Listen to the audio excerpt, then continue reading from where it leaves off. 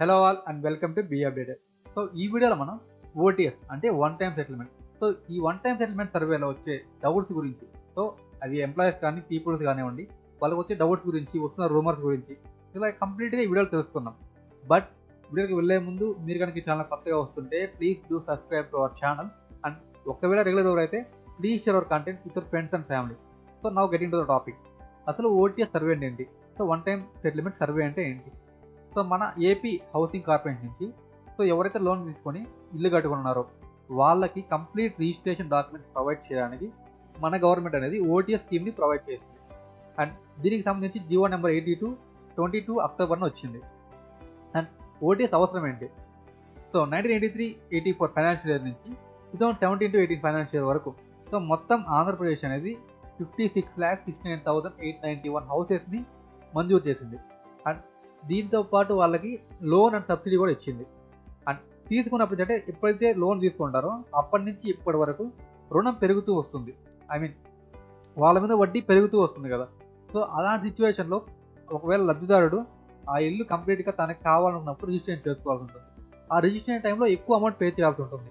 So అలా pay చేయకుండా so government fixed ప్రైజెస్ని పెట్టిందనమాట. అదే ఓటీఎస్ సర్వే. అండ్ దాన్ని ఇప్పుడు మళ్ళీ తీసుకొచ్చింది. And OTS history. So first time అనేది ఓటీఎస్ 2000లో స్టార్ట్ అయింది. అండ్ దీన్ని మళ్ళీ ఫర్దర్గా 2013కి ఎక్స్టెండ్ చేశారు. 2013లో ఎక్స్టెండ్ చేశారు. అండ్ 2013లో ఎక్స్టెండ్ చేసింది 2014 వరకే ఇచ్చారు ఆ ఆప్షన్. అండ్ మళ్ళీ ప్రజెంట్ ఇప్పుడు ఇచ్చారు. అండ్ మన ఏపీ హౌసింగ్ కార్పొరేషన్కి టోటల్ 14,261 crores అనేవి రావాలి పీపుల్ దగ్గర నుంచి. అంటే ఎవరైతే లోన్ తీసుకున్నారో వాళ్ళ దగ్గర నుంచి టోటల్ 14,261 crores. అందులో 5,000 అసలు అండ్ 9,000 crores సో వడ్డీ అనేది అనమాట. అండ్ ఓటీఎస్ రావడానికి మెయిన్ రీజన్ ఏంటి? ఇప్పుడు ప్రజెంట్ సిచ్యువేషన్ ఓటీఎస్ రావడానికి మెయిన్ రీజన్ ఏంటి? సో లబ్ధిదారుడికి రుణం రోజు రోజుకి పెరిగిపోతూ ఉండడం వల్ల సో మళ్ళీ అది భారం అవ్వకూడదని, అంటే ఎవరైతే ఉంటారో లబ్ధిదారుడు ఉంటారో అప్లికెంట్ ఉంటారో అప్లికెంట్కి భారం అవ్వకూడదు, మళ్ళీ వచ్చి అంటే పెరిగే వడ్డీ అనేది వాళ్ళకి భారం కాకూడదని సో గవర్నమెంట్ అనేది ఓటీఎస్ సర్వే తీసుకొచ్చింది. దీనికి హౌసింగ్ కార్పొరేషన్ వాళ్ళు మళ్ళీ రీపేమెంట్ ఆప్షన్ అనేది ఇచ్చున్నారు. అండ్ ఇంకోటి ఏంటంటే సో ఓటీఎస్ కాకుండా హౌసింగ్ పథకం అంటే హౌసింగ్ స్కీమ్ వల్ల ఒకవేళ వాళ్ళకి ఇల్లు వచ్చుంటే వాళ్ళు ఎలా చేసుకోవాలంటే so Andhra Pradesh assign land provision of transfer act 1977. So land provision of transfer act 1977ని అమెండ్మెంట్ చేసి ఏపీ ఆర్డినెన్స్ నెంబర్ 16/2021కి చేంజ్ చేస్తున్నారు.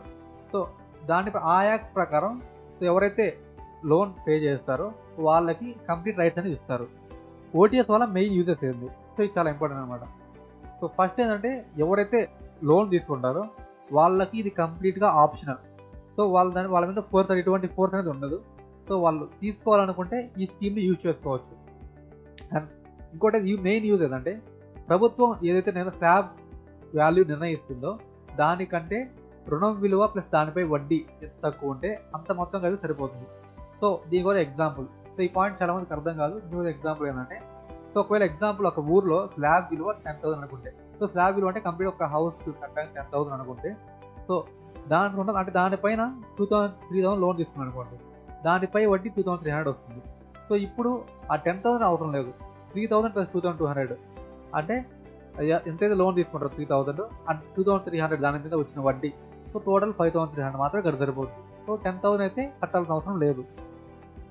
అండ్ ఎవరైతే లోన్ తీసుకుంటారో వాళ్ళు చనిపోయి ఉండొచ్చు, వాళ్ళ పిల్లలు వాళ్ళు ఆ హౌస్ యూజ్ చేసుకుండొచ్చు. సో వాళ్ళు కూడా దీనికి ఎలిజిబుల్. సో రుణగ్రహీతలతో పాటు వారి వారసులు కూడా ఈ స్కీమ్కి eligible. And one time settlement charges ఎంత? సో అంటే ఎవరైతే లోన్ తీసుకుంటారో వాళ్ళకి గ్రామాల్లో అయితే విలేజెస్ అయితే 10,000 రూపీస్, మున్సిపాలిటీ అయితే 15,000 rupees, and so municipal corporation అయితే 20,000 రూపీస్. అండ్ ఇది ఎప్పుడు స్టార్ట్ అవుతుంది? ఓటీఎస్ రిజిస్ట్రేషన్ ఎప్పుడు స్టార్ట్ అవుతుంది అంటే December 21st OTS registration start అవుతుంది. So that's the video guys. OTS సంబంధించి మెయిన్ పాయింట్స్ అయితే ఇవి. సో వస్తున్న డౌట్స్, సో ఎంత పే చేయాలి అండ్ ఈ స్కీమ్ దీనివల్ల యూజ్ చేద్ది. సో మెయిన్ యూజ్ అంటే అప్లికెంట్కి పెరిగే వడ్డీని తగ్గించి సో ఒక ఫిక్స్డ్ ప్రైస్లో కంప్లీట్ రిజిస్ట్రేషన్ జరుగుతుంది. సో ఈ వీడియోని లైక్ చేయండి, షేర్ చేయండి అండ్ మరిన్ని అప్డేట్స్ కోసం మా ఛానల్ సబ్స్క్రైబ్ చేయండి. Thanks for watching.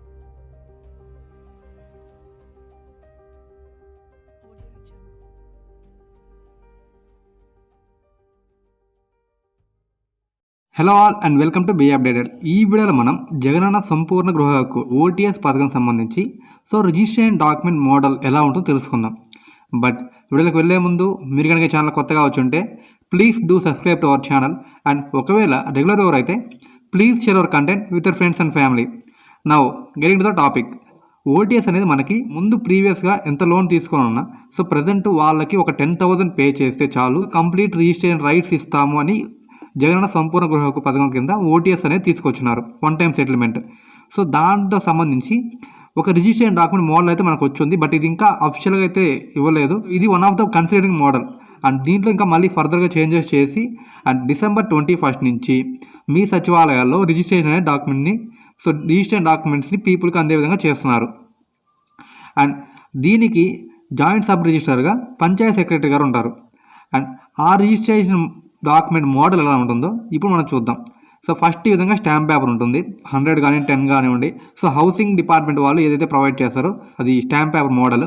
అండ్ కిందకి వస్తే కనెక్జర్ 1 ఫ్రమ్ ఎక్కడి నుంచి అంటే ఆంధ్రప్రదేశ్ గవర్నమెంట్ నుంచి.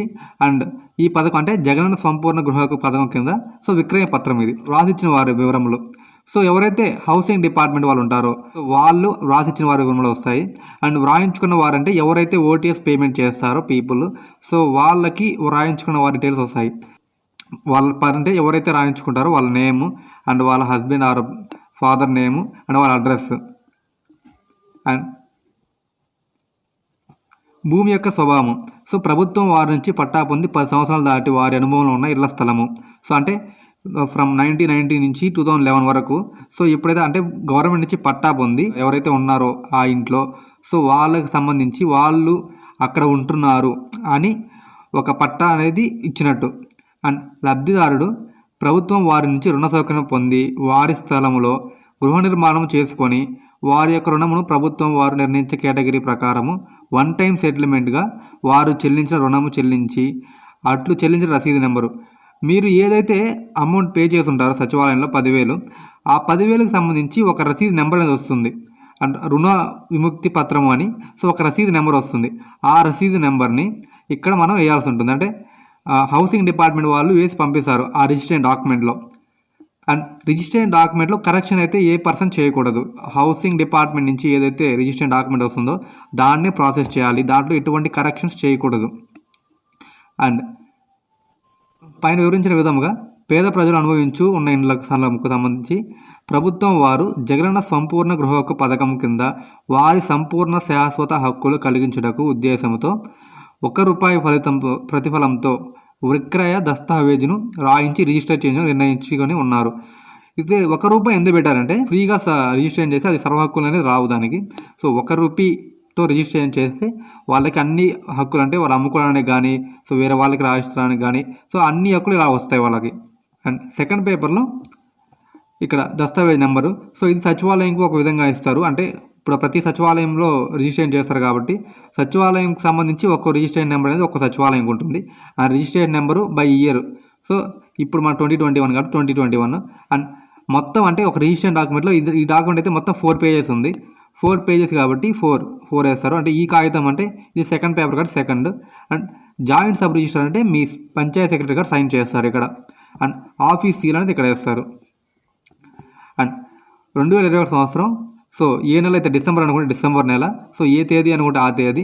అండ్ టైం ఎన్ని గంటల నుంచి ఎన్ని గంటల మధ్య వరకు అంటే మన రిజిస్ట్రేషన్ అంటే మన సచివాలయంలో రిజిస్ట్రేషన్ చేసినట్లు వాటి ఫోటోగ్రాఫ్స్ అండ్ వేలిముద్రలు చేసినట్లు. అండ్ మొత్తం ఎంత దీనికి ఎంత చెల్లించారు ₹1 రిజిస్ట్రేషన్కి ₹1 కాబట్టి ₹1 రిజిస్ట్రేషన్ అన్నట్లు. ఇక్కడ ₹1 అని చెప్పి వేయాలి. అండ్ రాసిచ్చిన ఒప్పుకుంది అంటే ఎవరైతే రాసిచ్చినారంటే హౌసింగ్ డిపార్ట్మెంట్ నుంచి ఒక పర్సన్ ఉంటారండి. వాళ్ళు రాసిచ్చినట్టు ఒక థంబ్ ఇంప్రెషన్ వేయాలి. అండ్ వాళ్ళ ఫోటో ఇక్కడ ఉంటుంది. అండ్ దీంట్లో ఈ డాక్యుమెంట్ అంటే మనకి ఇది one of the model document. దీంట్లో ఏంటంటే ఓన్లీ రాసించిన వారిదే ఉంది. బట్ రాసించిన వారిది రాయించుకున్న వారిది ఇద్దరిది కూడా ఫొటోస్ రావాలి. అండ్ ఇద్దరిది థంబ్ ఇంప్రెషన్ తీసుకోవాల్సి ఉంటుంది. ఇద్దరు థంబ్ ఇంప్రెషన్ తీసుకొని ఈ రిజిస్ట్రేషన్ డాక్యుమెంట్ అనేది కంప్లీట్ అవుతుంది. అండ్ నిరూపించినదంటే ఎవరైతే దానికి సంబంధించి సాక్షులు ఉంటారో సాక్షి సంతకాలు. ఒక 2 పర్సన్స్ అయితే సాక్షి సంతకాలు చేయాల్సి ఉంటుంది. అండ్ 2021 సంవత్సరం ఏ నెల ఏ తేదీ. అండ్ 1943 ఇప్పుడు అంటే ఇప్పుడు మన డిసెంబర్ అనుకోండి, డిసెంబర్ కానివ్వండి, డిసెంబర్కి ఒక మాసం పేరు ఉంటుంది అండ్ తేదీకి ఆ తేదీ ఉంటుంది. ఆ తేదీ ఆ నెంబర్ వేసి ఇక్కడ సెక్రటరీ గారు సంతకం చేయాల్సి ఉంది జాయింట్ సబ్ రిజిస్టర్ దగ్గర.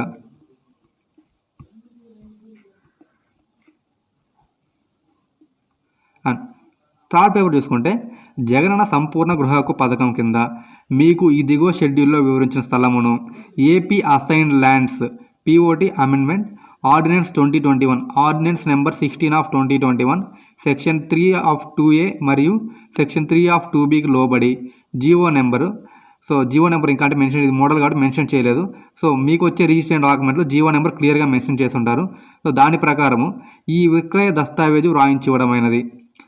అండ్ సదరు ఆస్తి మొత్తమునకు మీరు ప్రభుత్వం వారు చెల్లించిన క్రయ ప్రతిఫలం ₹1. సో ₹1 మీరు చలానా కట్టారు కాబట్టి ₹1 అండ్ దాని ద్వారా చెల్లించిన వారుగా ముట్టినది. సదరు ఆస్తికి ప్రత్యేక హద్దులు నిర్ణయించి మీకు ఈ రోజునే సో జగనన్న సంపూర్ణ గృహకు పథకం ద్వారా స్వాధీనపరచడమైనది. అండ్ కనుక ఇంతటి నుంచి సదరు షెడ్యూల్ ఆస్తిని మీరు మీ ఇష్టానుసారం మీ పుత్ర పాత్ర వంశ పారంపర్యం అండ్ దాన దమన వినిమయ విక్రయాది అధికారములతో యథేచ్ఛగా అనుభవించవలసినది. అలా అనుభవించే ఎడల మిమ్ము కానీ మీ వారసులు కానీ మీ బాధ్యస్తులను కానీ మీ ప్రతినిధులను కానీ ఆంధ్రప్రదేశ్ ప్రభుత్వం వారు కానీ వారి స్థానీయులు కానీ వారి ప్రతినిధులు కానీ ముందన్నటికి ఏ విధమైన దావా తగాదాలు చేయగలవారు కారు. సదరు ఆస్తికి చెల్లించిన యావత్తు పన్నులు మీ పేరున మీరే చెల్లించుకోవాల్సి ఉంటుంది. ఇది మెయిన్ పాయింట్ అనమాట. అంటే మీకు రిజిస్ట్రేషన్ చేసిన తర్వాత ఇక్కడి నుంచి మీ వారసులు కానివ్వండి, మీరు ఎవరికైనా అమ్ముకున్నా కానివ్వండి, వాళ్ళకి ఎవరికైనా మీరు రాసిచ్చినా కానివ్వండి, సో వాళ్ళకి మొత్తం వాళ్ళ పేరు మీదే ఉంటుంది. ఇంకా దీనికి సంబంధించి గవర్నమెంట్ కానీ గవర్నమెంట్ అఫీషియల్స్ కానీ అండ్ ఇంకెవరైనా కానీ వాళ్ళకి తగాదా వేసే విధంగా ఎటువంటి ఇబ్బందులు అయితే రావు. అంటే కంప్లీట్ రైట్స్ అనేవి సో ఇప్పుడు ఎవరైతే రాయించుకుంటారో వాళ్ళకి వస్తాయన్నమాట. అండ్ వాళ్ళు దాన్ని ఏదైనా చేసుకోవచ్చు. సో దానికి గవర్నమెంట్కి ఎటువంటి సంబంధం అయితే లేదు. అండ్ ఇక్కడి నుంచి మీరు హౌస్ ట్యాక్స్లు మీరే పే చేసుకోవాల్సి ఉంటుంది. సదరు ఆస్తిని మీకు నచ్చిన బ్యాంకులో కానీ ప్రైవేట్ బ్యాంకుల వద్ద కానీ తనఖాగా ఉంచి రుణ సౌకర్యం పొంది గృహ నిర్మాణం చేసేటకు మీ అవసరం తీర్చుకునేటకు పూర్తి హక్కులు కలగజేయడమైనది. అండ్ ఇది ఇంకోటి ఏంటంటే ఇప్పుడు ఒకవేళ మీరు 10,000 పే చేయకుండా రిజిస్టర్ అంటే వన్ టైం సెటిల్మెంట్ చేసుకోకుండా మీరు రిజిస్ట్రేషన్ చేసుకోకుంటే మీకు ఈ పాయింట్ అనేది మీకు వర్తించదు అనమాట. అంటే ఆల్రెడీ మీ ఇంటికి సంబంధించి లోన్ డాక్యుమెంట్ని పొజిషన్ సర్టిఫికేట్ని కానీ డీపట్టాను కానీ సో హౌసింగ్ డిపార్ట్మెంట్ వాళ్ళు బ్యాంకులో పెట్టి ఉంటారు. ఆ బ్యాంకులో పెట్టడం వల్లే మీకు ఇంత అమౌంట్ పెండింగ్ ఉంది అని చెప్పి ఓటీఎస్లో లిస్ట్ వచ్చింది. సో ఇప్పుడు మీరు 10,000 కడితే మీకు ఈ డాక్యుమెంట్ వస్తుంది. ఒకవేళ కట్టకుంటే మీరు మీ ఇంటికి సంబంధించి ఫస్ట్ రిజిస్ట్రేషన్ చేసుకోలేరు. సో ఏ సబ్ రిజిస్టర్ ఆఫీస్లో మీరు ఇళ్ళకి రిజిస్ట్రేషన్ చేసుకోలేరు. అంటే ఇలా ఓటీఎస్లో లోన్ తీసుకున్న ఇళ్ళని కానీ సో ఇలా గవర్నమెంట్ ఇచ్చిన వాటిని మీరు ఏ సబ్ రిజిస్టర్ ఆఫీస్లో రిజిస్టర్ చేసుకోలేదు.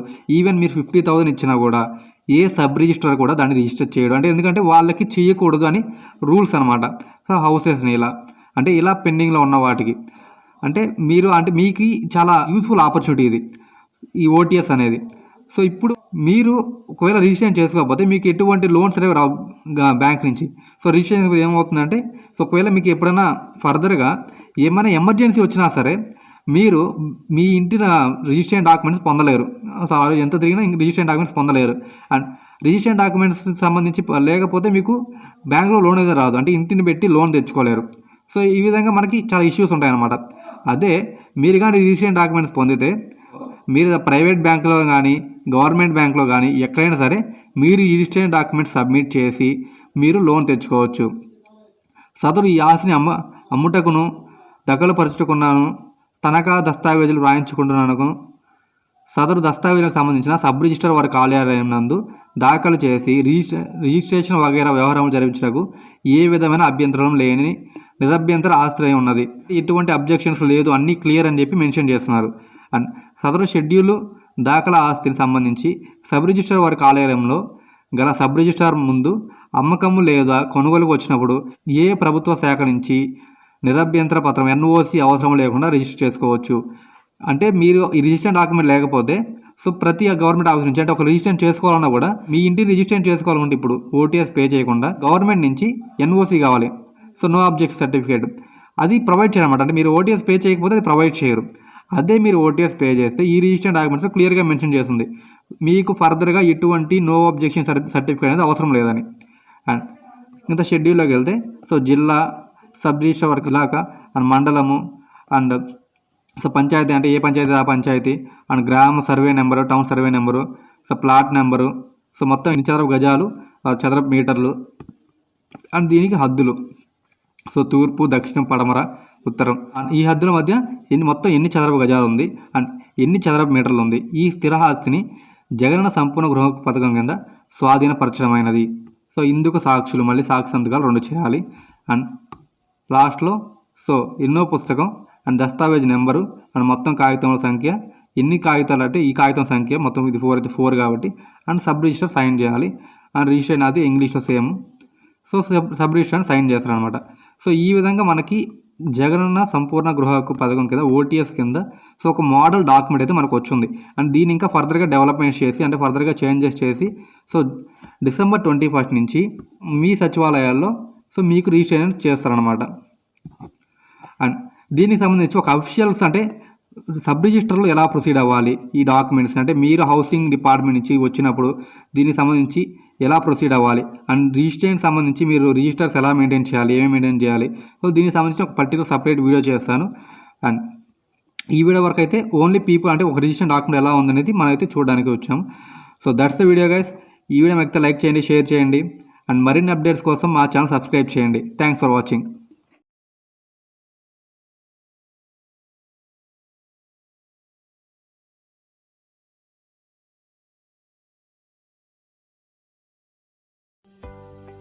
Hello all and welcome to be updated.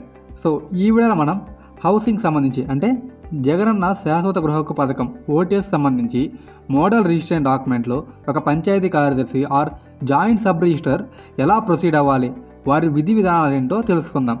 So ఇది మనకి హౌసింగ్ సంబంధించి ఓటీఎస్ సంబంధించి మోడల్ రిజిస్ట్రేషన్ డాక్యుమెంట్. సో ఇక్కడైతే మనకి స్టాంప్ నెంబర్ ఉంటుంది, stamp paper number. So 100 rupees కానివ్వండి, ఆ 10 రూపీస్ కానివ్వండి, ఆ 200 కానివ్వండి. అండ్ కిందకు వస్తే సో ఆంధ్రప్రదేశ్ ప్రభుత్వము జగనన్న సంపూర్ణ గృహ హక్కు పథకము, గృహ హక్కు పత్రము అండ్ దానికి సంబంధించి QR కోడ్ ఉంది. ఇంకా కింద వ్రాయించి ఇచ్చిన తేదీ. సో ఏ తేదీ అయితే మనం రిజిస్ట్రేషన్ చేస్తామో ఆ తేదీ ఇక్కడ ఫిల్ చేయాలి. సో కొన్నిటికైతే మనకి బ్లాంక్ వస్తే ఎవరైతే పంచాయత్ సెక్రటరీ ఉన్నారో దాన్ని ఫిల్ చేయాలి. లేదా ఒకవేళ ప్రింటెడ్ వస్తే ఆ డేటు ముందుది అవ్వకూడదు, తర్వాతది అవ్వకూడదు. ఏ రోజు రిజిస్ట్రేషన్ చేస్తారో ఆ రోజు డేటే ఉండాలి దాంట్లో. ఒకవేళ తప్పుగా ఉంటే ఆ దాంట్లో మళ్ళీ ఎటువంటి కరెక్షన్స్ చేయకూడదు. మీరు దాన్ని మళ్ళీ ఫర్దర్గా సెండ్ బ్యాక్ చేయాల్సి ఉంటుంది. మళ్ళీ దాంట్లో ఎటువంటి కరెక్షన్స్ చేయకూడదు. ఒక సెక్రటరీ కానివ్వండి ఆర్ ఏదైనా ఎవరైనా స్టాఫ్ దాంట్లో కరెక్షన్ చేయకూడదు. గ్రౌండ్ లెవెల్లో ఎంటీ ఫీల్డ్స్ తప్ప. ఒకవేళ మిస్టేక్స్ ఏమైనా పడి ఉంటే దాంట్లో కరెక్షన్స్ చేయకూడదు. ఎంటీ ఫీల్డ్ ఫిల్ చేయాలి. ఒకవేళ ఇక్కడ వ్రాయించి ఇచ్చిన తేదీ ఖాళీ ఉంటే ఏ రోజు రిజిస్ట్రేషన్ చేస్తారో ఆ రోజు డేట్ ఫిల్ చేయాలి. అంటే బల్క్గా వస్తాయి కాబట్టి ఇప్పుడు ఓటీఎస్ రిజిస్ట్రేషన్స్ ఆ రోజు వరకు మాత్రమే ఏ రోజు రిజిస్ట్రేషన్ చేస్తుంటే ఆ రోజు ఆ డేట్ వేయాలి. కింద వ్రాయించి ఇచ్చిన వారి వివరములు ఆంధ్రప్రదేశ్ ప్రభుత్వం తరపున ఏ మండలం అయితే ఆ మండలం తహసీల్దారు అయితే తహసీల్దారు లేదా హౌసింగ్ ఏఈ అయితే హౌసింగ్ ఏఈ ప్రస్తుతము శ్రీ అంటే ఎవరైతే ప్రజెంట్ అవైలబుల్ ఉన్నారో వాళ్ళు, వాళ్ళ పేరు, వాళ్ళ ఫాదర్ నేము అండ్ వాళ్ళ ఏజ్, ఈ డీటెయిల్స్ ఫిల్ చేయాలి. అంటే ఇవి ఆటోమేటిక్ ఫిల్డ్ వస్తాయి. మ్యాక్సిమం ఇవి ఆటోమేటిక్గా ప్రీ ఫిల్ అయ్యి వచ్చి మీకు ఈ రిజిస్ట్రేషన్ డాక్యుమెంట్ పేపర్ వస్తుంది. అండ్ కింద ఎవరైతే రాయించుకుంటారో ఎవరికైతే ఈ హౌసింగ్ పట్టా వెళ్తుందో వాళ్ళ డీటెయిల్స్. సో శ్రీ ఆర్ శ్రీమతి, వాళ్ళ నేము, వాళ్ళ వయసుని సెక్రటరీ ఫిల్ చేయాలి. లేదా ప్రింటెడ్ వస్తే సో దాన్ని వదిలేసేయండి. అండ్ తండ్రి భర్త పేరు అండ్ చిరునామా అడ్రస్. అండ్ దీంట్లో ఏ కరెక్షన్ ఉన్నా, స్పెల్లింగ్ మిస్టేక్స్ కానీ ఏమన్నా అంటే మీరు ఏ డేటా అయితే ఇచ్చుంటారో ఆన్లైన్ ఏ డేటా చేసుంటారో అదే డేటా ఇక్కడ రిఫ్లెక్ట్ అయి ఉంటుంది. ఒకవేళ ఇక్కడ దీంట్లో తప్పులు ఉంటే సో మీరు దీన్ని కరెక్షన్ చేయకూడదు. పెన్ పెట్టి కానీ ఏది కరెక్షన్ చేయకూడదు. మళ్ళీ ఫర్దర్గా పై వాళ్ళకి పంపించాలి, లేదంటే అదే ప్రొసీడ్ అవ్వాలి. మ్యాక్సిమం పై వాళ్ళకి ఇంటిమేట్ చేయండి. బట్ దీంట్లో మాత్రం ఎటువంటి కరెక్షన్ చేయకూడదు. అండ్ ఇక్కడ ఫిల్ చేసిన తర్వాత డీటెయిల్స్. సో కింద రాసించిన వారి సంతకము. సో తహసీల్దార్ సిగ్నేచర్. ఒకవేళ తహసీల్దార్ అనుకుంటే రాసించిన వాళ్ళు వాళ్ళ సిగ్నేచరు, లేదనుకుంటే హౌసింగ్ ఏఈ కానీ ఇంకెవరైనా రాసిచ్చుంటే వాళ్ళ సంతకము. And document number. So document number అంటే ఒక సెక్రటరీకి అంటే ఒక సెక్రటరియట్కి, ఒక సచివాలయంకి ఒక పర్టికులర్ సీరియల్ నెంబర్ని అసైన్ చేస్తారు. ఆ సీరియల్ నెంబర్లో ఒకవేళ ఈరోజు ఫస్ట్ వచ్చింది అనుకోండి 45,001/2021, సెకండ్ వస్తే 45,002/2021. ఈ విధంగా ప్రతి డాక్యుమెంట్కి డాక్యుమెంట్ నెంబర్ వేసుకుంటూ వెళ్ళాలి. అండ్ తర్వాత 2021 సంవత్సరం మంత్ అంటే ఏ మంత్ అయితే ఆ మంత్ అండ్ ఏ తేదీ అయితే ఆ డేట్ అండ్ ఫ్రమ్ అంటే ఎన్ని గంటల నుంచి ఎన్ని గంటల వరకు రిజిస్ట్రేషన్ చేసుకుంటే అన్ని గంటల వరకు అండ్ చట్టాలు అండ్ దీనికి సంబంధించి 0 రూపీస్ అయితే 0 రూపీస్ అండ్ 1 రూపీ అయితే 1 రూపీ. మీకు ఏ విధంగా ఇన్స్ట్రక్షన్ ఇచ్చుంటే 1 రూపీతో రిజిస్ట్రేషన్ చేయమంటే 1 రూపీ రిజిస్ట్రేషను, లేదా ఫ్రీగా చేయమంటే ఫ్రీగా రిజిస్ట్రేషన్ చేయాలి. అండ్ దానికి సంబంధించి ఇక్కడ మీరు రుసుము అనేది వేయాలి. అండ్ ఇంకోటి 1వ పుస్తకం అంటే రిజిస్ట్రేషన్ సంబంధించి మీరు ఎన్ని బుక్స్ మెయింటైన్, ఫస్ట్ బుక్ అయితే ఫస్ట్ బుక్ ఆ సంవత్సరము అండ్ ఏ డాక్యుమెంట్ నెంబర్ మీరు ఇక్కడ పైన డాక్యుమెంట్ నెంబర్ ఏదైతే ఉంటారో అదే డాక్యుమెంట్ నెంబర్ కింద వేయాలి. అండ్ ఎన్ని మొత్తం కాగితాల సంఖ్య ఎన్ని పేజెస్, మొత్తం ఈ రిజిస్ట్రేషన్ డాక్యుమెంట్ 6 పేజెస్ అయితే 6 పేజెస్ అండ్ ఒకవేళ 10 పేజీలు అయితే 10 పేజీలు మొత్తం వేయాలి ఇక్కడ. అండ్ ఈ ప్రజెంట్ ఏదైతే పేపర్ వాడుతున్నామో ఆ పేపరు సీరియల్ నెంబర్ ఎంత, మొత్తం ఎన్ని, ఆ పేజ్ నెంబర్ ఎంత, ఆ పేజ్ నెంబరు అండ్ టోటల్ సంఖ్య మొత్తం ఇక్కడ వేయాలి. అండ్ కింద పిఎస్ సైన్ చేయాలి, సబ్ రిజిస్టర్ దగ్గర పిఎస్ సైన్ చేయాలి. అండ్ రాసించినట్లు ఒప్పుకున్నది. So tahsildar left hand thumb వేయాలి. అండ్ నిరూపించినది సంతకం. ఎవరైతే విట్నెస్ ఉన్నారో దీనికి ఇద్దరు వాళ్ళు సైన్ చేయాలి. వాళ్ళ నేమ్ డీటెయిల్స్ రాయాలి. అండ్ కింద సబ్ రిజిస్టర్ సైన్ చేయాలి. అండ్ 2021 మంత్ ఏ మంత్ చేస్తే ఆ మంత్ అండ్ ఏ డేట్ చేస్తే ఆ డేట్ వేయాలి. అండ్ 1943 శాలివాహన శకం కూడా ఆ నెలకి, ఇప్పుడు డిసెంబర్కి అయితే ఒక మాసం పేరు ఉంటుంది, ఆ తేదీ కూడా డిసెంబర్కి ఒక తేదీ ఉంటుంది, ఆ తేదీ మెన్షన్ చేయాలి ఇక్కడ.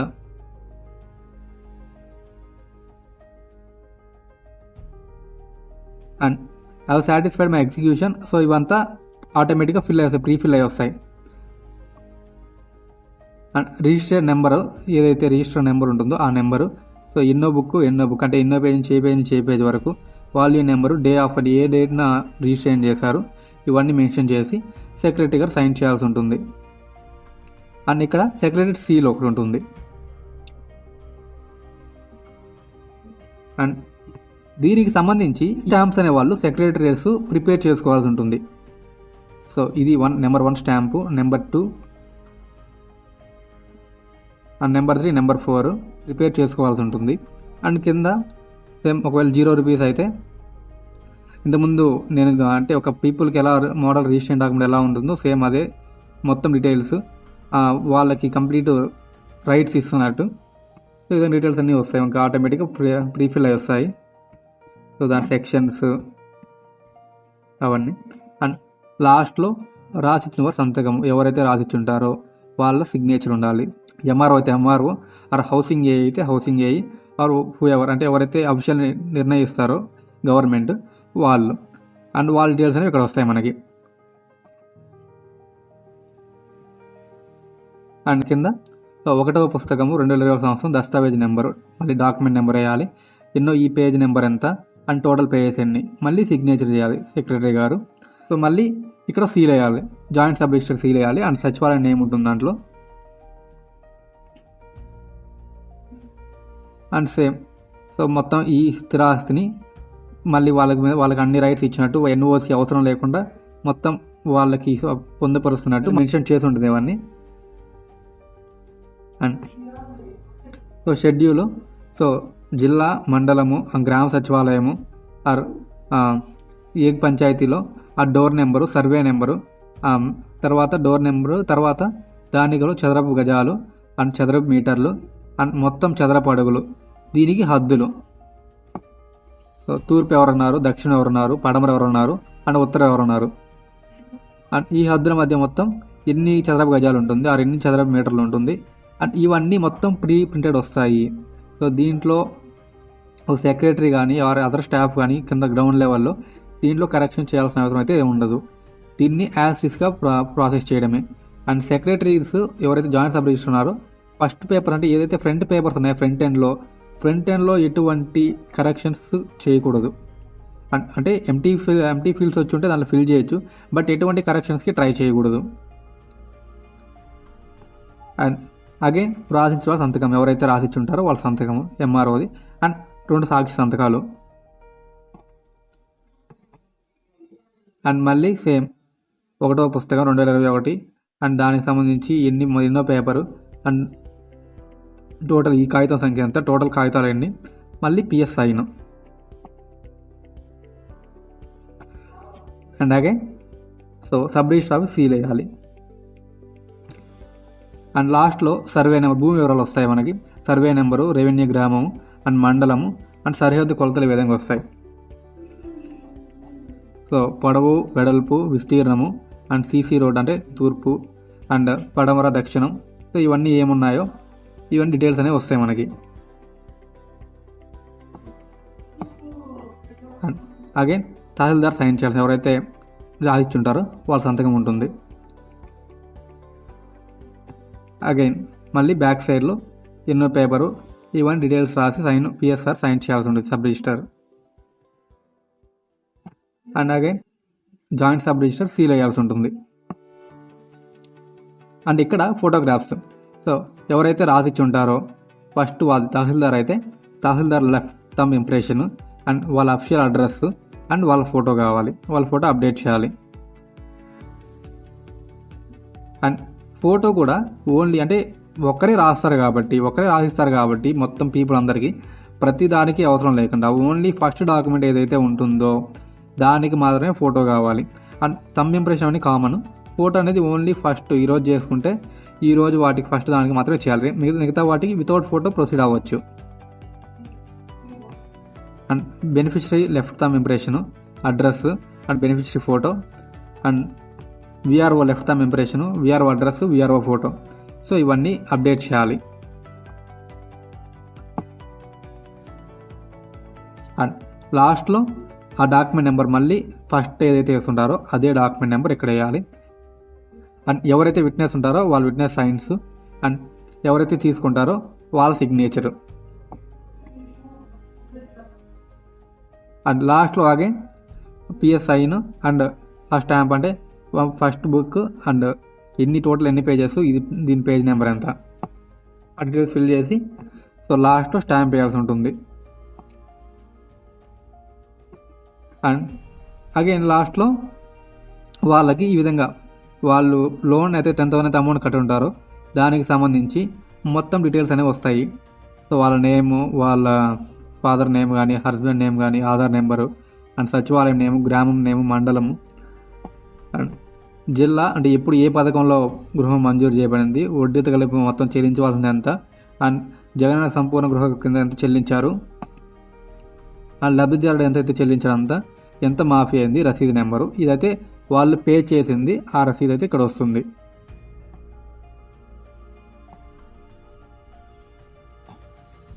అండ్ లాస్ట్లో ఆగే ఎంఆర్ఓ గారు సైన్ చేయాల్సి ఉంటుంది. సో ఎవరైతే రాసిచ్చుంటారో వాళ్ళు సైన్ చేయాల్సి ఉంటుంది. అండ్ లాస్ట్ పేపర్లో అగైన్ పిఎస్ సైన్ చేయాలి అండ్ డీటెయిల్స్ ఫిల్ చేయాలి. అండ్ లాస్ట్లో సీల్ వేయాల్సి ఉంటుంది, సబ్ రిజిస్టర్ సీల్ వేయాల్సి ఉంటుంది. సో ఈ విధంగా హౌసింగ్ డిపార్ట్మెంట్ నుంచి ఏదైతే డాక్యుమెంట్ వస్తుందో దాంట్లో మొత్తం డీటెయిల్స్ ప్రీఫిల్ ఉన్న డీటెయిల్స్ అనేవి ఎటువంటివి కరెక్షన్ చేయకూడదు. ఒక జాయింట్ సబ్ రిజిస్టర్ కానీ ఆర్ ఎవరైనా గ్రౌండ్ లెవెల్ స్టాఫ్ ఎటువంటి కరెక్షన్కి ట్రై చేయకూడదు. ఒకవేళ మిస్టేక్స్ ఉంటే దాంట్లో ఏమన్నా అవి సెండ్ బ్యాక్ చేయాలి కానీ కరెక్షన్ చేసి ప్రాసెస్ చేయకూడదు. అండ్ అగైన్ ఈ స్టాంప్స్ అనేవి ప్రతి పేపర్కి వేసుకుంటూ వెళ్ళాలి అండ్ ఆ డీటెయిల్స్ అన్ని ఫిల్ చేసుకుంటే అంటే ఆ డీటెయిల్స్ అన్ని ఫిల్ చేయాలి మాన్యువల్గా. ఒకవేళ ఎంటీ ఫీల్డ్స్ ఉంటే ఆ డీటెయిల్స్ కూడా సెక్రటరీ గారు, జాయింట్ సబ్ రిజిస్టర్ గారు దాన్ని ఫిల్ చేసి రిజిస్ట్రేషన్ కంప్లీట్ చేయాలి. అండ్ బోత్ ఎవరైతే రాసిచ్చుంటారో అండ్ రాయించుకున్న వాళ్ళు ఉంటారో ఇద్దరి థంబ్ ఇంప్రెషన్స్ తీసుకోవాలి అండ్ విఆర్ఓ థంబ్ ఇంప్రెషన్ తీసుకోవాలి. అండ్ ఫోటో అయితే ఎవరైతే ఫస్ట్ డాక్యుమెంట్ ఏదైతే ప్రాసెస్ అవుతుందో ఆ డాక్యుమెంట్ మాత్రమే రాసిచ్చిన వారి ఫోటో కావాలి. లైక్ ఎంఆర్ఓది అయితే ఫస్ట్ డాక్యుమెంట్కి ఫోటో కావాలి. అండ్ అప్లికెంట్ ప్రతి డాక్యుమెంట్కి అప్లికెంట్ వేరీ అవుతారు కాబట్టి ఆ ఫొటోస్ వేరీ అవుతుంటాయి, ప్రతి డాక్యుమెంట్కి ఫొటోస్ కావాలి. బట్ ఎంఆర్ఓ మాత్రం ఓన్లీ ఫస్ట్ డాక్యుమెంట్కి మాత్రమే ఆ ఫోటో అవసరం ఉంటుంది. అండ్ డాక్యుమెంట్ నెంబర్ అనేది ప్రతి సచివాలయంకి వేరీ అవుతుంది. ఆ వేరే అయిన దాన్ని బట్టి బేస్ చేసుకొని ప్రతి అప్లికేషన్కి, ప్రతి రిజిస్ట్రేషన్ డాక్యుమెంట్కి సపరేట్గా డాక్యుమెంట్ నెంబర్ వేయాల్సి ఉంటుంది. సో ఇది ఫ్రెండ్స్ వీడియో. ఈ వీడియో అయితే లైక్ చేయండి, షేర్ చేయండి. అండ్ అగైన్ ఈ సెక్రటరీస్ అంటే జాయింట్ సబ్ రిజిస్టర్స్ ఈ టైమ్స్ కాకుండా ఏ రిజిస్టర్స్ మెయింటైన్ చేయాలి, దీనికి సంబంధించి రిజిస్ట్రేషన్కి సంబంధించి ఒక 4 రిజిస్టర్స్ ఉన్నాయి, అవి ఎలా మెయింటైన్ చేయాలి, అవి ఎలా ఫిల్ చేయాలి, ఈ కంప్లీట్ డేటా అంతా ఒక నెక్స్ట్ వీడియో చేస్తాను నేను. అప్పటి వరకు keep watching our channel. And మన ఛానల్ సబ్స్క్రైబ్ చేసుకోండి. Thanks for watching. జై హింద్.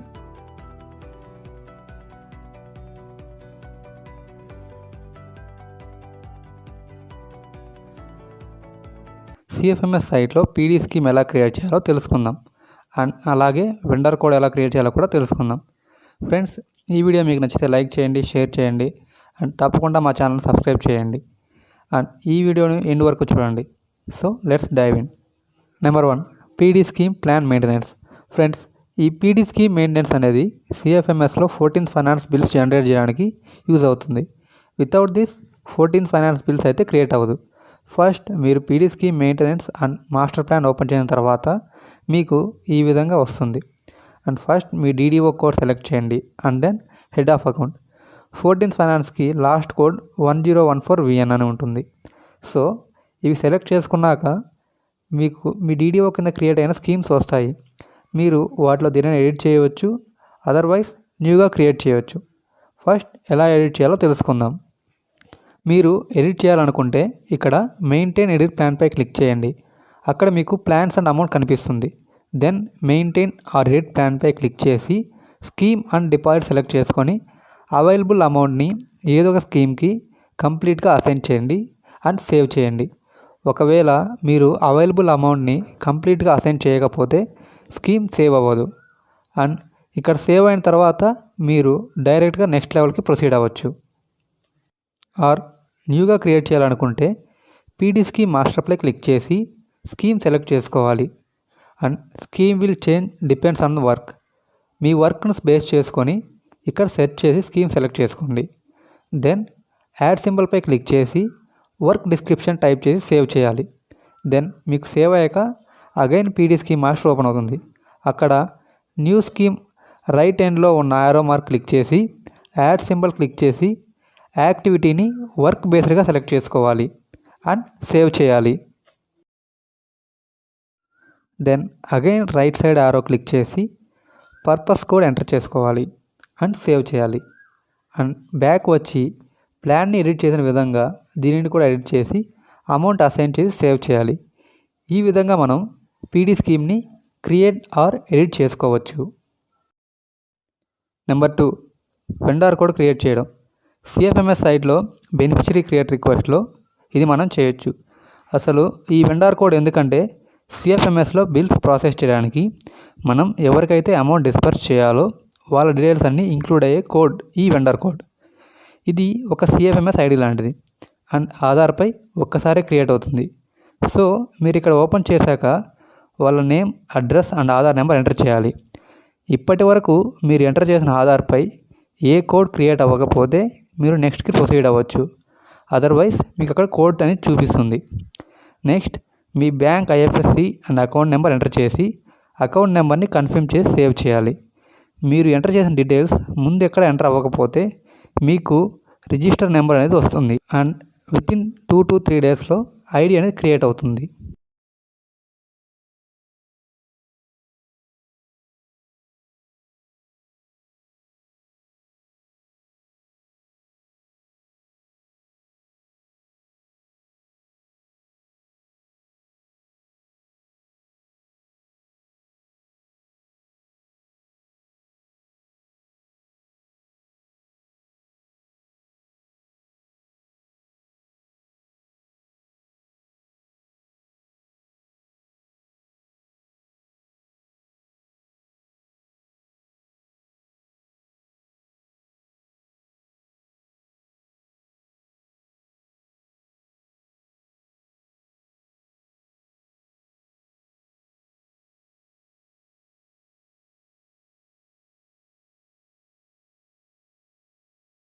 నెంబర్ 3, బెనిఫిషరీ సెర్చ్ చేయడం ఎలా. ఒకవేళ మీ దగ్గర person Aadhaar or bank account ఆ రిజిస్టర్ నెంబర్ ఉండి ఐడి లేకపోతే ఎలా సెర్చ్ చేయాలో ఇప్పుడు తెలుసుకుందాం. దీనికి మీరు సిఎఫ్ఎంఎస్ సైట్లో బెనిఫిషరీ సెర్చ్లోకి వెళ్ళాలి. అక్కడ మనం Aadhaar or PAN or account number or register నెంబర్తో సెర్చ్ చేయవచ్చు. మీరు సెర్చ్ చేసినప్పుడు అక్కడ డీటెయిల్స్ నాట్ ఫౌండ్ అని వస్తే మీరు ఐడి క్రియేట్ చేయాల్సి ఉంటుంది. లేదా రిజిస్టర్ నెంబర్ వస్తే ఐడి క్రియేషన్ ప్రాసెస్లో ఉన్నట్టు తెలుస్తుంది. ఆర్ క్రియేట్ అయి ఉంటే మీకు ఐడి నెంబర్ డిస్ప్లే చేస్తుంది. ఈ విధంగా మనం beneficiary search and vendor code తెలుసుకోవచ్చు.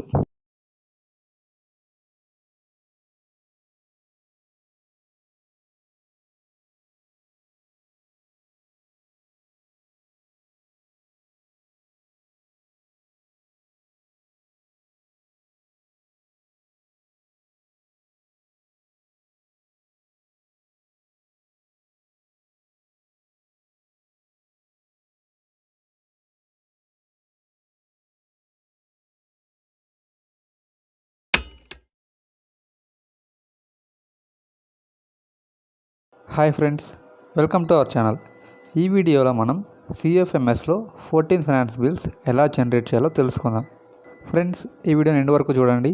అండ్ ఇప్పటి వరకు మీరు మా ఛానల్ సబ్స్క్రైబ్ చేసుకోకపోతే వెంటనే సబ్స్క్రైబ్ చేయండి.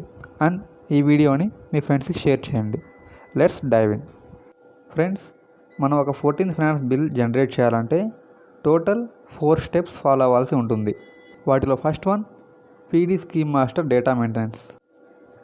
ఇక్కడ మనం బిల్కి సంబంధించిన గ్రాంట్ని ఎనేబుల్ చేసుకోవాలి, అదర్వైజ్ బిల్ జనరేట్ అవ్వదు. ఇక్కడ first DDO code and head of account select చేసుకోవాలి. మీరు సెలెక్ట్ చేసుకున్న తర్వాత ఇక్కడ మీ డీడీఓ కింద ఏవైతే బిల్స్ జనరేట్ అయి ఉన్నాయో, పీడీ స్కీమ్స్ జనరేట్ అయి ఉన్నాయో అవి అక్కడ చూపిస్తుంది. సో ఇక్కడ మనకి ఆల్రెడీ మేనేజ్మెంట్ ఆఫ్ డెట్ కింద స్కీమ్ క్రియేట్ అయిపోయి ఉంది. సో దీనికి సంబంధించి గ్రాంట్ తెలుసుకోవాలంటే మెయింటైన్ ఆర్ ఎడిట్ ప్లాన్పై క్లిక్ చేస్తే మీకు ఆ స్కీమ్కి సంబంధించి అసైన్ చేసిన గ్రాంట్ అమౌంట్ అనేది కనిపిస్తుంది. మనం చూసుకున్నట్టయితే ఇక్కడ టోటల్ అమౌంట్ని ఈ స్కీమ్కి అసైన్ చేశారు. సో మనం న్యూగా క్రియేట్ చేసే అవసరం లేదు. సో మనం ఫర్దర్ స్టెప్కి ఫార్వర్డ్ అవ్వచ్చు. ఒకవేళ క్రియేట్ కాకపోతే ఎలా క్రియేట్ చేసుకోవాలో నేను ఆల్రెడీ ఒక వీడియో చేశాను. దాని లింక్ కింద డిస్క్రిప్షన్లో ఇస్తున్నాను, మీరు చెక్ చేయండి. Next number 2 contingent expenditure. Grant create అయ్యాక నెక్స్ట్ ప్రాసెస్ కాంటింజెంట్ ఎక్స్పెండిచర్లో బిల్ క్రియేట్ చేయడం. సో కాంటింజెంట్ ఎక్స్పెండిచర్ ఓపెన్ అయిన తర్వాత ఇక్కడ క్రియేట్ అనే ఆప్షన్ మీద క్లిక్ చేసి non works order sanction select చేసుకోవాలి. దెన్ కాంటింజెంట్ ఎక్స్పెండిచర్ శాంక్షన్పై క్లిక్ చేస్తే మీకు బిల్ ఫామ్ అనేది ఓపెన్ అవుతుంది. ఇక్కడ మీరు ఓఆర్జీ యూనిట్ని ఏ పంచాయతీకి అయితే బిల్ జనరేట్ చేస్తున్నారో ఆ పంచాయతీని సెలెక్ట్ చేసుకోవాల్సి ఉంటుంది. నెక్స్ట్ టైప్ ఆఫ్ ఎక్స్పెండిచర్లో మీ వర్క్ని బేస్ చేసుకొని మీరు సెర్చ్ చేసి సెలెక్ట్ చేసుకోవాల్సి ఉంటుంది. అండ్ ఇక్కడ ఈ బిల్ శానిటేషన్ రిలేటెడ్ కాబట్టి నేను శానిటేషన్ వర్కర్ని సెలెక్ట్ చేస్తున్నాను. నెక్స్ట్ బిల్ అమౌంట్ ఎంటర్ చేయాలి. అలాగే సబ్జెక్ట్ అండ్ రెఫరెన్స్లో వర్క్ బేస్డ్ గురించి బ్రీఫ్గా ఎక్స్ప్లెయిన్ చేయాల్సి ఉంటుంది. Or you can use keywords for the work.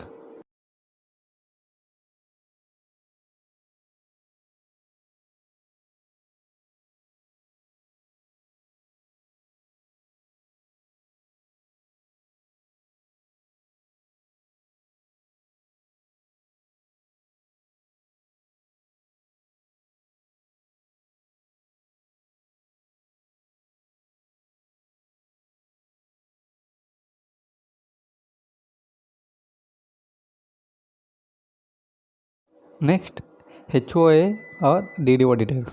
ఇక్కడ కాన్సల్టేట్ దగ్గర మనం పీడీహెచ్ఓని సెలెక్ట్ చేసుకోవాలి. Department PD001 and head of account year select చేసుకొని సెర్చ్ చేయండి. 14th ఫైనాన్స్కి లాస్ట్లో 1014VN ఎక్స్టెన్షన్ ఉంటుంది అండ్ దాన్ని బేస్ చేసుకొని మీరు సెర్చ్ చేయవచ్చు. అదర్వైజ్ పీడీ స్కీమ్ మాస్టర్లో కూడా మీరు చూడొచ్చు. ఆ బిల్ ఐడిని కాపీ చేసుకొని సెర్చ్ ఆప్షన్లో పేస్ట్ చేయండి.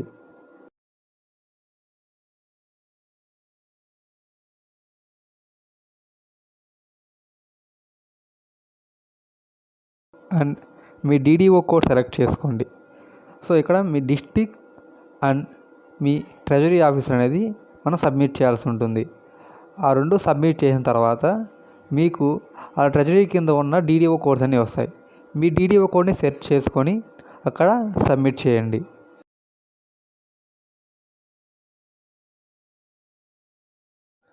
And then bill amount enter చేయండి.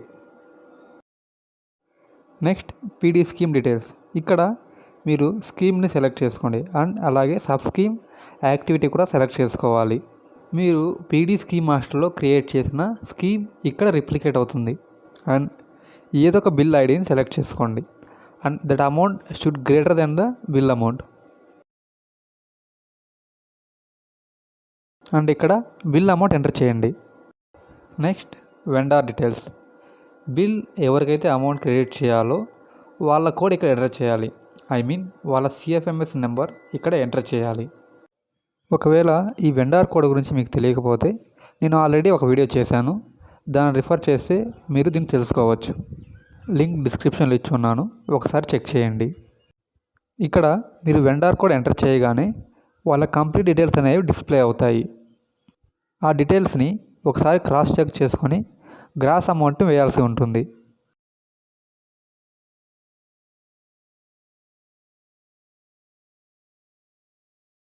Next invoice details. ఇక్కడ వెండార్ కోడ్ ఎంటర్ చేసి ఇన్వాయిస్ డేట్ అండ్ అమౌంట్ వేయాలి. పేఅవుట్ షెడ్యూల్లో present year and month select చేసుకొని అమౌంట్ ఎంటర్ చేయాలి. ఆర్డర్ డీటెయిల్స్లో వర్క్ డీటెయిల్స్ ఎంటర్ చేయాలి అండ్ మినిమం 250 క్యారెక్టర్స్ ఎంటర్ చేయాలి. So ఇవన్నీ ఎంటర్ చేసిన తర్వాత ఫైల్ సేవ్ చేయాలి. అండ్ ఫైల్ సేవ్ అయిన తర్వాత ఇన్వాయిస్ నెంబర్ ఇవ్వాల్సి ఉంటుంది. అండ్ ఎవ్రీడే ఈ should be different. I mean ఈరోజు డేట్కి 1 ఇన్వాయిస్ నెంబర్ వేస్తే నెక్స్ట్ డేట్ కూడా 1 ఇన్వాయిస్ నెంబర్ ఇవ్వచ్చు. నోట్స్ అండ్ డాక్యుమెంట్స్లో బిల్ అప్రూవ్డ్ అని నోట్స్ పోస్ట్ చేయాలి. దెన్ ఆర్డర్ సేవ్ చేసి వర్క్ఫ్లో యాడ్ చేసుకోవాలి. ఇక్కడ యాక్టివిటీలో అప్రూవర్ అండ్ ప్రాసెసర్లో మీ డీడీఓని సెలెక్ట్ చేసుకోవాలి. ఇక్కడ సిఎఫ్ఎంఎస్ ఐడితో మీరు సెట్ చేయవచ్చు.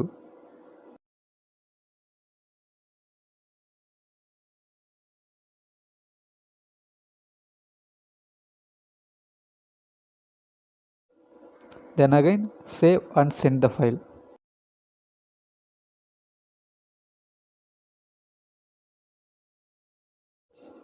ఇప్పుడు మీకు కాంటింజెంట్ ఎక్స్పెండిచర్ అనేది ఓపెన్ అవుతుంది. ఇక్కడ రీఫ్రెష్ చేస్తే మీరు సెండ్ చేసిన బిల్ అనేది ఇక్కడ కనిపిస్తుంది. ఆ బిల్ ఓపెన్ చేసి ఒకసారి డీటెయిల్స్ అన్నీ క్రాస్ చెక్ చేసుకున్న తర్వాత నోట్స్లో బిల్ మే అప్రూవ్డ్ అని పోస్ట్ చేసి సేవ్ చేయాలి. అండ్ దెన్ అప్రూవ్ చేస్తూ మీ DDO thumb వేపించాలి.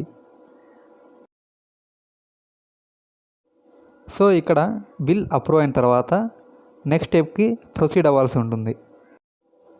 Next final level BLM, bill life cycle మేనేజ్మెంట్లో కంప్లీట్ చేయాలి.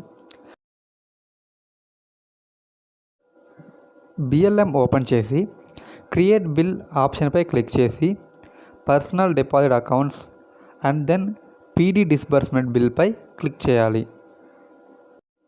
దెన్ బిల్ ఫార్మాట్ ఓపెన్ అవుతుంది. ఇక్కడ బిల్ సబ్జెక్ట్లో మీ వర్క్ను ఎంటర్ చేయాలి. సబ్ టైప్స్లో బిల్ టైప్ సెలెక్ట్ చేయాలి.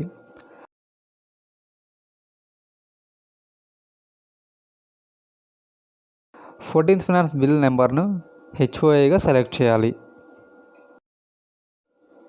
ఓఆర్జీ యూనిట్లో మీ పంచాయతీని సెలెక్ట్ చేసి గ్రాస్ అమౌంట్ వేయాలి. ఆర్డర్ రెఫరెన్స్, మీరు కాంటింజెంట్లో క్రియేట్ చేసిన బిల్ ఇక్కడ రిప్లికేట్ అవుతుంది, దాన్ని సెలెక్ట్ చేసుకోవాలి. And invoice number, date and amount enter చేయాలి.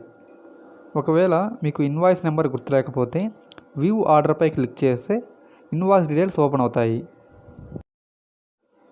డిస్బర్స్మెంట్ ట్రాకింగ్లో బిల్ని సెలెక్ట్ చేసుకొని ఎనీ బిల్ నెంబర్ సెలెక్ట్ చేసుకోవాలి. But that should be greater than your actual bill amount. And disbursement amount enter చేయాలి. Beneficiary details same కాంటింజెంట్లో లానే ID and amount enter చేయాలి. And details cross check చేసుకొని gross amount వేయాలి.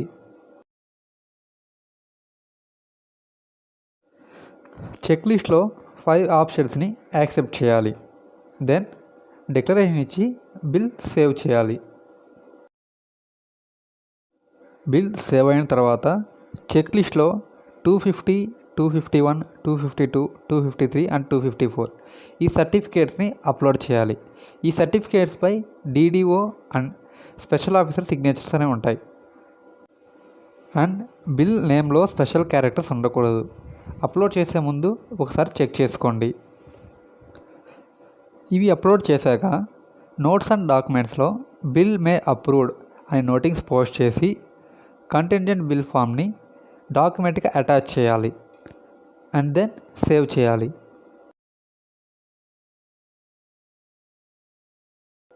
Save అయ్యాక send option click చేస్తే bill next level ఆఫీసర్కి వెళ్తుంది.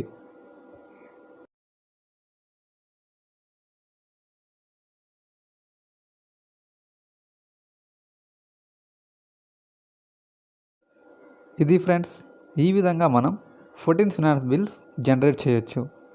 Friends, ఈ వీడియో మీకు నచ్చితే లైక్ చేయండి, షేర్ చేయండి అండ్ తప్పకుండా మా ఛానల్ను సబ్స్క్రైబ్ చేసుకోండి. Thank you.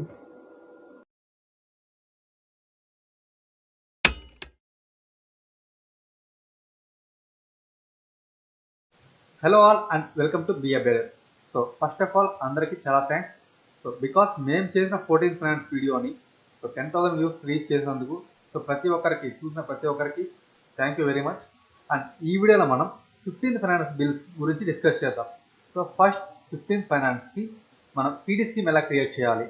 సో మనకందరూ తెలిసిందే, మనకి ఈ ఇయర్ నుంచి మనకి 15th ఫైనాన్స్ అనేది వచ్చింది. సో ఇప్పుడు మనం పీడీ స్కీమ్ ఎలా క్రియేట్ చేయాలి. సో ముందు 14th ఫైనాన్స్ లాగా కాకుండా ఇప్పుడు ఎలా క్రియేట్ చేయాలో తెలుసుకుందాం. బట్ వీడియోకి వెళ్ళే ముందు మీరు కనుక ఈ ఛానల్ కొత్తగా వచ్చుంటే please do subscribe to our channel and ఈ వీడియో ఎండ్ వరకు చూడండి. ఒకవేళ ఈ వీడియో మీకు ఇన్ఫర్మేటివ్ అనిపిస్తే please share our content with our friends and family. Now getting to the topic. So first CFMS login అయిన తర్వాత ఇక్కడ లాస్ట్లో పీడీ స్కీమ్ మాస్టర్ ప్లాన్ అనేది చూసుకోవాలి. సో దాన్ని క్లిక్ చేయాలి. సో ఒకవేళ మీకు ఈ టైల్స్లో ఏ టైల్ అయినా లేకపోతే మీ స్పెషల్ ఆఫీసర్ లాగిన్లో ఆర్ మీ సర్పంచ్ లాగిన్లో టైల్స్ క్లియర్ చేస్తే మనకి ఇక్కడ అనేది రీఅపీర్ అవుతాయి. So first PD scheme master click చేసిన తర్వాత సో మన DDO code and DDO description head of account వస్తుంది. సో ఇక్కడ హెడ్ ఆఫ్ అకౌంట్తో సో 101 సెలెక్ట్ చేసుకోండి. సో 101 సెలెక్ట్ చేసుకున్న మనకి ఇప్పటివరకు ఏ స్కీమ్స్ అనేది క్రియేట్ చేయలేదు, బికాస్ మనకి కొత్తగా వచ్చింది కాబట్టి ఇది. సో 15th ఫైనాన్స్ అనేది సో మనం ఇప్పటివరకు ఏ స్కీమ్స్ క్రియేట్ చేయలేదు. సో ఇప్పుడు మనం దాన్ని క్రియేట్ చేయాలి. సో క్రియేట్ చేయాలంటే ఫస్ట్ ఇక్కడ పీడీ స్కీమ్ మాస్టర్ క్లిక్ చేయాలి. సో క్లిక్ చేసిన తర్వాత సో ఏదో ఒక స్కీమ్ని సెలెక్ట్ చేసుకోవాలి. So I select management of dept.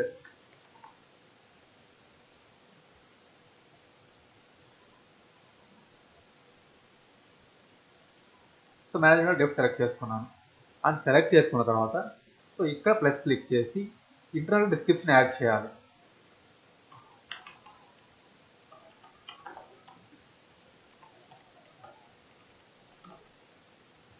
So add చేసిన తర్వాత సేవ్ చేయాలి. అండ్ సేవ్ చేసిన తర్వాత మనకి ఇప్పుడు ఇక్కడ సో మనం సేవ్ చేసిన యాక్టివిటీ అనేది ఇక్కడ రిఫ్లెక్ట్ అవుతుంది.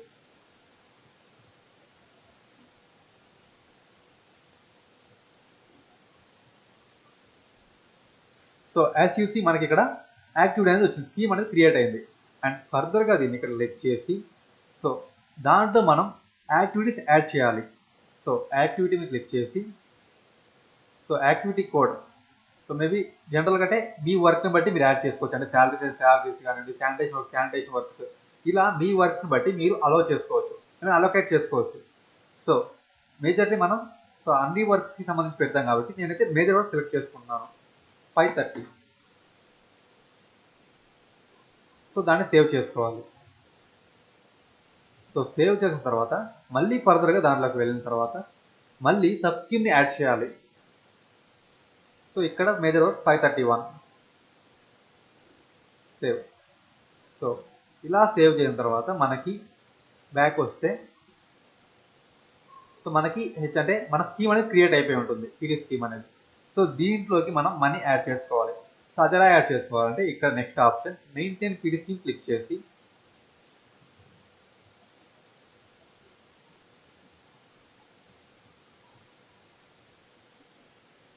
అండ్ దాంట్లో మన స్కీమ్ అనేది ఇక్కడ వస్తుంది, స్కీమ్ డిస్క్రిప్షన్ అండ్ అమౌంట్ అనేది వస్తుంది. సో ఇక్కడ మనకి ఆల్రెడీ పీడీహెచ్ఓఏ 1015 అని ఉంది. సో దీంట్లో maintain or edit plan click చేయాలి. అండ్ ఇక్కడ మనకి అమౌంట్స్ అంటే మనకు వచ్చే 15 ఫైనాన్స్ అమౌంట్ అనేది ఒకే దాంట్లో రావు. సో బిల్స్ బై బిల్స్ వస్తాయి. సో ఏ బిల్ అయినా సరే మనం అంటే మన అమౌంట్ బట్టి బిల్ సెలెక్ట్ చేసుకొని సో ఇక్కడ ఈ బిల్లో ఏదైతే అమౌంట్ ఉందో సో సేమ్ అమౌంట్ని ఇక్కడ మనం రిఫ్లెక్ట్ చేయాలి. సో మనం సేమ్ అమౌంట్ రిఫ్లెక్ట్ చేస్తేనే మనకి బిల్ అనేది అంటే సేమ్ అమౌంట్ రిఫ్లెక్ట్ చేస్తేనే మనకి పీడీ స్కీమ్ సేవ్ అవుతుంది, అదర్వైజ్ సేవ్ అవ్వదు. అండ్ ఒకవేళ మీరు పీడీ స్కీమ్ జస్ట్ క్రియేట్ చేసి లోపల యాక్టివిటీ అవి యాడ్ చేయకపోతే ఇక్కడ మీకు మనీ యాడ్ చేసే ఆప్షన్ అనేది రాదు. సో మనీ ఇక్కడ యాడ్ చేసిన తర్వాత సేవ్ చేయాలి. సో సేవ్ అయిపోయింది. సో ఇప్పుడు మనకి పీడీ స్కీమ్ అనేది క్రియేట్ అయిపోయింది. సో ఇంతవరకు మనకి పీడీ స్కీమ్ క్రియేట్ చేసే ప్రాసెస్. సో ఈ విధంగా మనం పీడీ స్కీమ్ని క్రియేట్ చేయొచ్చు అండ్ అదే పీడీ స్కీమ్ని ఎడిట్ చేసుకోవచ్చు, అమౌంట్స్ని. So that's the video guys. ఈ వీడియో మీకు లైక్ చేయండి, షేర్ చేయండి అండ్ మరిన్ని అప్డేట్స్ కోసం మా ఛానల్ సబ్స్క్రైబ్ చేయండి. Thanks for watching.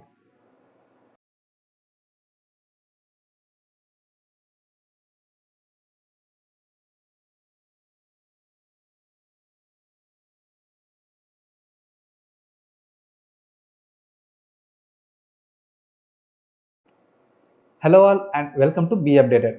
సో ఈ వీడియోలో మనం 15 ఫైనాన్స్ బిల్స్ ఎలా జనరేట్ చేయాలి సిఎఫ్ఎంఎస్ ఎలా జనరేట్ చేయాలో తెలుసుకుందాం. బట్ వీడియోకి వెళ్ళే ముందు మీరు కనుక ఈ ఛానల్ కొత్తగా వచ్చుంటే please to subscribe to our channel and వీడియోని ఎండ్ వరకు చూడండి. ఈ వీడియో మీకు ఇన్ఫర్మేటివ్గా అనిపిస్తే please share our content with your friends and family. Now getting to the topic. So CFMS login అయిన తర్వాత ఫస్ట్ మనకి కంటింజెంట్ ఎక్స్పెండిచర్ ఓపెన్ చేయాలి. సో ఫస్ట్ దీనికన్నా ముందు పీడీ స్కీమ్ అనేది మనం క్రియేట్ చేయాలి. బికాస్ 15 ఫైనాన్స్ అనేది మనకి ఈ ఫైనాన్షియల్ నుంచి వచ్చింది కాబట్టి సో వాటి కొత్తగా పీడీ స్కీమ్ అనేది క్రియేట్ చేయాలి.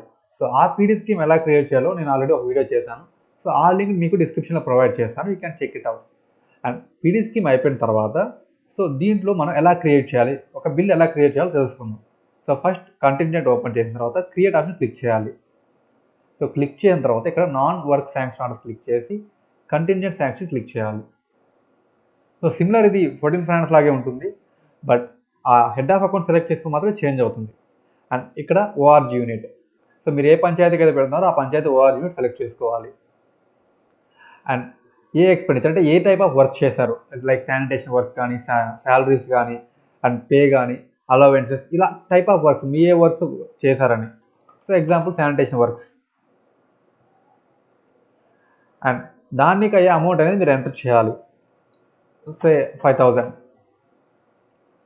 సో చేసిన తర్వాత నెక్స్ట్ ఇక్కడ సబ్జెక్ట్ ఎంటర్ చేయాలి, లైక్ శానిటేషన్ వర్క్స్. సో దాన్నే రిఫరెన్స్, మీరు చేసిన వర్క్ రిఫరెన్స్ అనేది ఇక్కడ ఎంటర్ చేయాలి. నేను కాపీ పేస్ట్. సో ఇది మనకి 250 వర్డ్స్ అనేది ఉండాలి.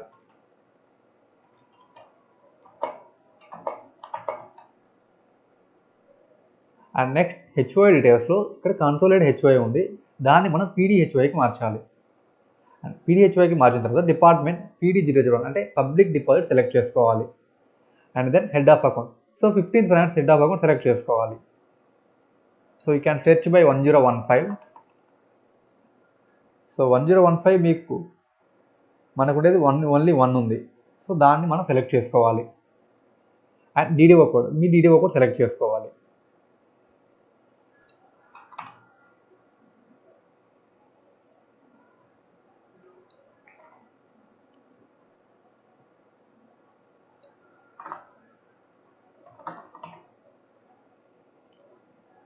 అండ్ దెన్ సెలెక్ట్ చేసిన తర్వాత సేమ్ అమౌంట్ ఇక్కడ వేయాలి. మనం ఏదైతే అమౌంట్ అనేది మనం బిల్ పెడుతున్నామో ఆ అమౌంట్ ఇక్కడ వేయాలి.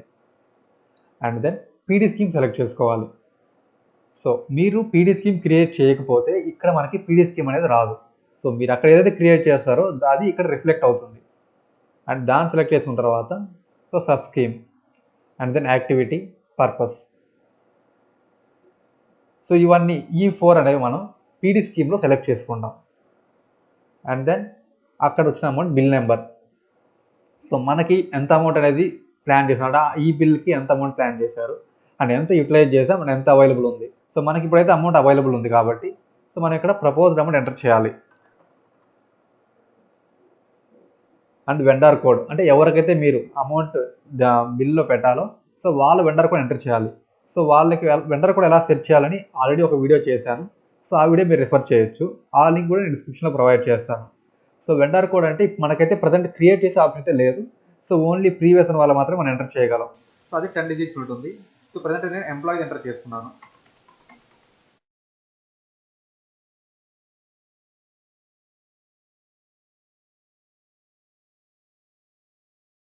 సో ఎంప్లాయీ కూడా ఎంటర్ చేయగానే వాళ్ళ పేరు, Aadhaar number, IFSC, bank account number, so ఇలా అన్నీ అనేది మనకి డిస్ప్లే చేస్తుంది. అండ్ వాళ్ళకి ఇక్కడ అమౌంట్ అనేది మనం ఎంటర్ చేయాలి, gross amount. And next sanctions number ఆటోమేటిక్గా వచ్చేస్తుంది. సో వెండర్ కోడ్ సేమ్ మనం ఏదైతే వెండర్ కోడ్ ఎంటర్ చేసామో అదే మళ్ళీ ఎంటర్ చేయాలి. అండ్ ఎంటర్ చేసిన తర్వాత ఇన్వాయిస్ నెంబర్, సో ఇది మనం యూనిక్గా ఇవ్వాలి. అంటే ప్రీవియస్ బిల్స్ ఎప్పుడు ఇచ్చి ఉండకూడదు. సో అది ఇచ్చుంటే ఆల్రెడీ ఇన్వాయిస్ యూజర్ అని చెప్పి వస్తుంది. సో యూనిక్గా ర్యాండమ్ నెంబర్ 6 నెంబర్స్ ఎంటర్ చేయండి, 6 or 7 numbers. And invoice date, అంటే మీరు ఏ రోజైతే బిల్ పెడుతున్నారో ఆ బిల్ నెంబర్, అంటే ఆ డేట్ అనేది వేయండి. And next same amount.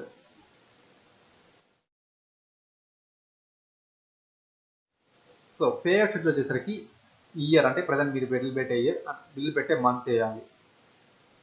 And same as usual amount వేయాలి. సో ఇక్కడ ఆర్డర్లో మనం ఫస్ట్ ఏదైతే రిఫరెన్స్ పెట్టామో సో దాన్ని కాపీ పేస్ట్ చేయండి.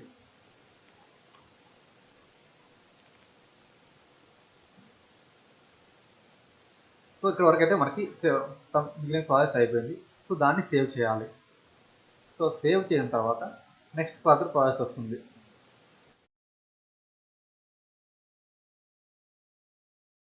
సో ఆర్డర్ సేవ్ సక్సెస్ఫుల్ వచ్చిన తర్వాత సో ఇక్కడ మనం బిల్ అంటే అప్రూవ్ చేయాలి. అప్రూవ్డ్ అని చెప్పి పోస్ట్ చేయాలి టైప్ చేసి. సో ఫర్దర్ లెవెల్ అంటే స్టార్టింగ్ ఇనిషియల్ లెవెల్లో సెక్రటరీ అప్రూవ్ చేసినట్టు, అంటే మీ డిడిఓ అప్రూవ్ చేసినట్టు మనం పోస్ట్ చేయాలి. అండ్ దాన్ని పోస్ట్ చేసిన తర్వాత ఇక్కడ వర్క్ ఫ్లో యాడ్ చేయాలి. సో వర్క్ ఫ్లోలో అంటే ఎవరు దాని అప్రూవర్ ఎవరు అనేది మనం సెలెక్ట్ చేసుకోవాలి.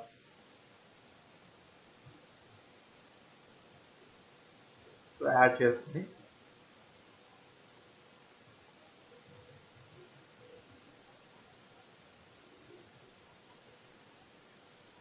సో సేవ్ అండ్ సెండ్ చేయాలి. సో ఇలా సెండ్ చేసిన బిల్ అనేది మనకి సో ఇలా కంటిన్యూట్లో వస్తుంది. సో దాన్ని మళ్ళీ క్లిక్ చేసి సో డివైస్ అనేది కనెక్ట్ చేసుకోవాలి మీరు. సో ఇక్కడ డివైస్లో వేయచ్చు, ఆర్ ఫోన్లో కూడా మనం థంబ్ అనేది వేయించవచ్చు.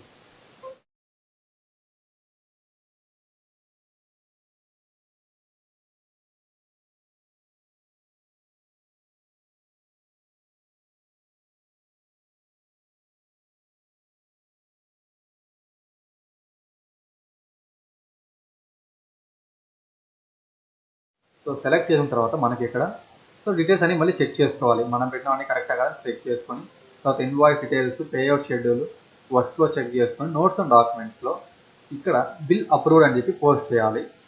అండ్ పోస్ట్ చేసిన తర్వాత సేవ్ అండ్ అప్రూవ్ చేయాలి.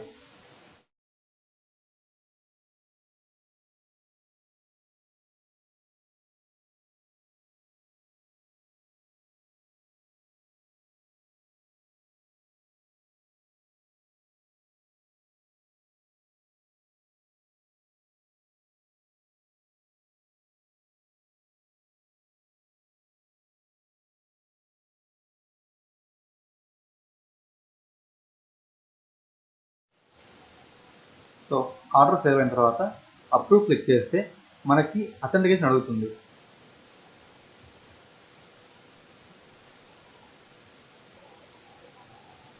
సో ఇక్కడ మనం అథెంటికేషన్ ఇవ్వాలి.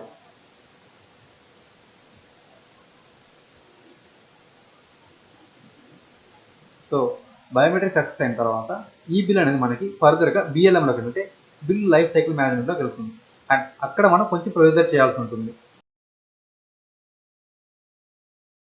సో బిఎల్ఎం అయితే మనకి డైరెక్ట్ బిల్ అనేది రాదు. ఇక్కడ మళ్ళీ మనం క్రియేట్ ఆప్షన్ క్లిక్ చేసి సో పర్సనల్ డిపాజిట్స్లో పీడీ డిస్బర్స్మెంట్ సెలెక్ట్ చేసుకోవాలి.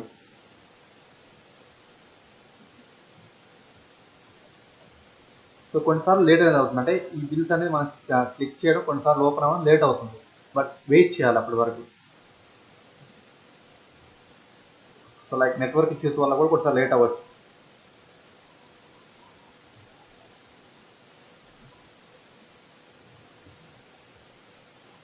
సో ఈ విధంగా ఓపెన్ అవుతుంది. అండ్ మళ్ళీ అగైన్ ఇక్కడ బిల్ సబ్జెక్ట్ ఎంటర్ చేయాలి.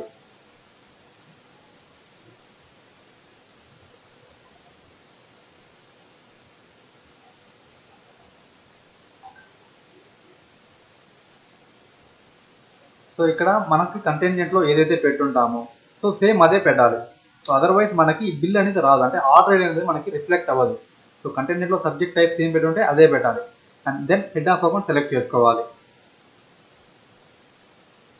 అండ్ మీ ఓఆర్జీని సెలెక్ట్ చేసుకోగానే సో ఆటోమేటిక్గా కింద మనకి ఆర్డర్ నెంబర్ అనేది వచ్చేస్తుంది. అండ్ ఆ నెంబర్ సెలెక్ట్ చేసుకుంటే సో మనకి మొత్తం బిల్ అనేది ఫిల్ అయిపోతుంది. సో మీరు ఫర్దర్గా ఏం ఫిల్ చేయాల్సిన అవసరం అయితే ఉండదు. ఓన్లీ థింగ్ మన చెక్ లిస్ట్ అండ్ డిక్లరేషన్స్ ఇవ్వడం. అండ్ అవి ఇచ్చిన తర్వాత మనం బిల్ని సేవ్ చేయాలి.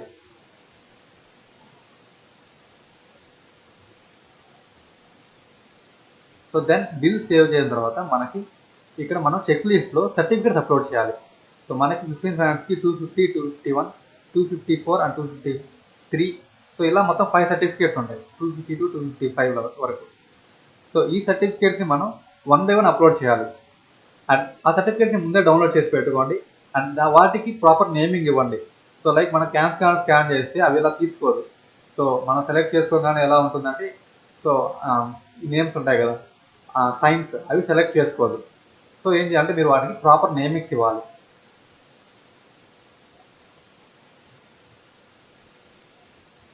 సో ఇలా 1 by 1 ప్రాపర్ నేమ్ ఇచ్చుకున్న తర్వాత సో 1 by 1 దాన్ని అప్లోడ్ చేయాలి. సో ఇలా సర్టిఫికేట్స్ అన్నీ అప్లోడ్ చేసిన తర్వాత సో నెక్స్ట్ మనం దాన్ని కిందకి వచ్చిన తర్వాత నోట్స్ అండ్ డాక్యుమెంట్స్లో బిల్ మే అప్లోడ్ అని పోస్ట్ చేయాలి, వాట్ ఎవర్. అండ్ అది పోస్ట్ అయిన తర్వాత ఇక్కడ ఈ స్కాన్ బిల్స్లో సో దీనికి సంబంధించి ఏమైనా కంటింజెంట్ ఫామ్స్ రాస్తుంటే అదర్వైజ్ ఏమైనా బిల్స్ ఉంటే ఆ బిల్స్ ఇక్కడ అప్లోడ్ చేయాలి. సో అవి లేకుండా పర్లేదు, ఇక్కడ డైరెక్ట్గా మనం సేవ్ చేసి సబ్మిట్ చేసి సెండ్ చేసేయచ్చు. సో ఇక్కడ సెండ్ చేస్తే మనకి ఎటువంటి అథెంటికేషన్ అవసరం లేదు, అంటే ఎటువంటి తంబు అడగదు. సో డైరెక్ట్గా సెండ్ అయిపోతుంది. అంటే మీ స్పెషల్ ఆఫీసర్ లాగిన్ కానీ ఆర్ మీ సర్పంచ్ అయితే సర్పంచ్ లాగిన్ కానీ వాళ్ళ లాగిన్కి వెళ్ళిపోతుంది. అండ్ మీరు అక్కడ ఫర్దర్గా తంబు వేయించాల్సి ఉంటుంది. So that's the video guys. ఈ వీడియో మీకు లైక్ చేయండి, షేర్ చేయండి. అండ్ మరిన్ని అప్డేట్స్ కోసం మా ఛానల్ సబ్స్క్రైబ్ చేయండి. Thanks for watching.